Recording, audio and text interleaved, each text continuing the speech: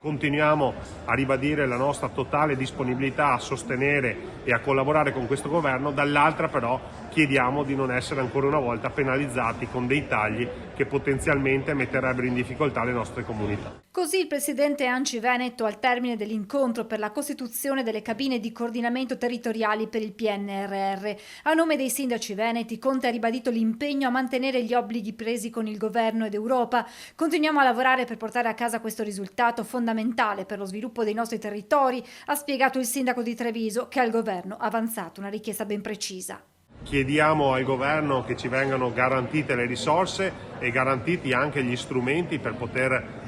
applicare e far atterrare queste risorse. Parallelamente a questo impegno, però, ANCI ha manifestato le proprie preoccupazioni per la spending review, che vedrebbe ancora una volta penalizzati i comuni virtuosi e tra questi quelli veneti. In questi mesi si sono dimostrati responsabili, attenti e puntuali nei confronti di una programmazione che è quella del PNRR, che paradossalmente oggi rischia di vederci penalizzati, perché se passa la linea che chi più ha preso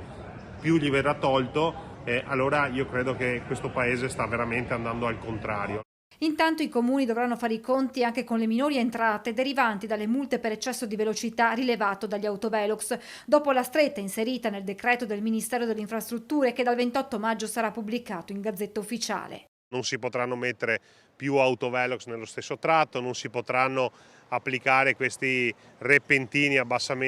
riduzioni di velocità, il tutto per